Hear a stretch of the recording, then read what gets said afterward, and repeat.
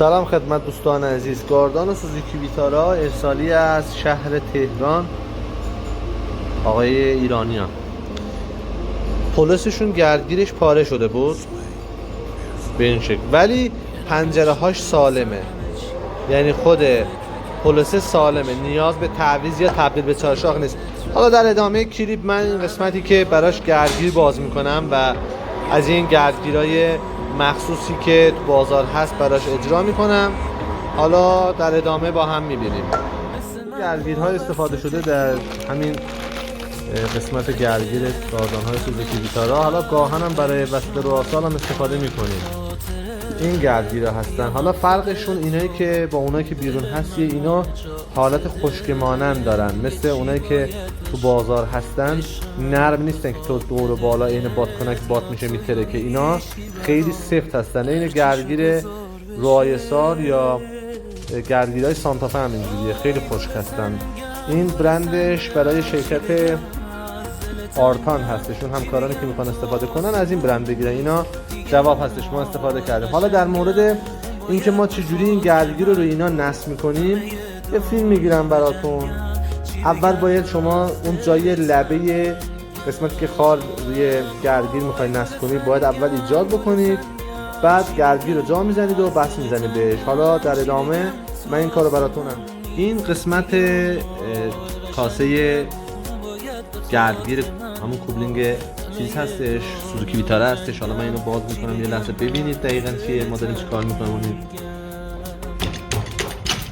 خب ببینید همون لاستیکی که پاره شده و پولوسی که سالم بود. این کله شفتش قابل تعمیره و نیازی به تعویض نیست که هزینه بشه. حالا ما میخوایم جای خار روی این اعمال بکنیم. وقتی گردگیر رو میخوایم جا بزنیم روی این جا خار داشته باشه. البته ناگفته نماند دو مدل روکش ما برای اینا میزنیم. یکیش برای اینایی که از ابتدا بریده میشن با وارنیش حرارتی میزنیم، ولی این چون از انتها بریده شده و عملا نمیشه به داخلش کاری کرد، به خاطر همین روکش سطحی یا همون با این مدل اجرا میکنیم. در ادامه ببینیم.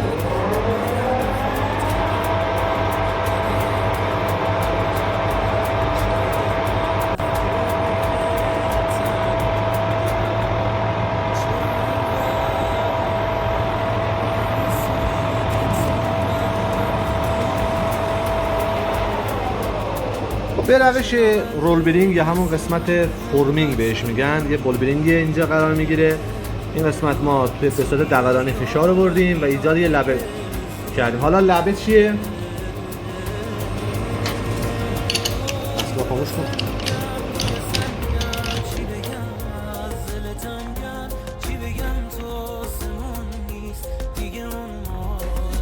خب ببینید این لبه‌ای که ما الان ایجاد کردیم یه لبه حالت ترمز مانندیه که رو اون قرار میگیره. وقتی شما گردگیر اینجا جا میزنید بس میزنید دیگه این سر نمیخوره بیاد بیرون. این به روش فرمینگ هستش، یعنی فرمینگ یا هوا به روش کشش هستش که یه بول برینگ رو روی یه، البته اینا کاملش بیرون هست میفروشن، ما اینو خودمون درست کردیم. میتونید برای این استفاده. تمام کوبلینگ‌های رایسال، سانتافه، سوزوکی ویتارا، ولوو، ایکس 90 و فورد هم هست، گاهن اینا هستش. اینجا فورد زیاد میارن منطقه آزاد. از این روش میتونید استفاده کنید برای ایجاد جای خار که راحت بتونید نگه داری و بعدها به مشکل برنخوری. حالا در ادامه ما گردگیرم میزنیم، بستش هم میزنیم، خدمت دوستان نشون میدیم. خب این گردگیر رو ما جا زدیم. نحوه جا دادنش هم حالا اینجوریه که این ببینید 1 2 3 پله از این گردگیر رو، یعنی 1 2 3 این پله رو میبریم. این قشنگ این قسمتش هم پله سوم هم سایز همین قسمت که ماشین کاری کردیم فرمینگ روش انجام دادیم. اینو جا میزنیم. یه بست سیمی فنری هم بهش میبندید. بست فابریک خود سوزوکی هم که اینجا هست ما قرار دادیم، فابریک خودش هم میبندید. تمام شد رفت. گیریس داخلش شارژ میکنید. دستگاه بالانس. حالا ما رنگ آمیزی هم کردیم، دیدی شد برای محتوا. منظور خواستم بگم اون دوستانی که از من میپرسن گردگیر چی استفاده می‌کنید، از این استفاده کنید. اینا هم سفتن، هم توی دورهای بالا و تنش‌های بالا دیرتر خراب میشن. فقط موقع نصب دقت کنید که از بوکس یا آچار زایده‌دار استفاده نکنید که به لاستیک گیر کنه و منجر به پارگی بشه. بیشتر مکانیکا دیدم باعث پارگی میشه. خیلی دقت کنید.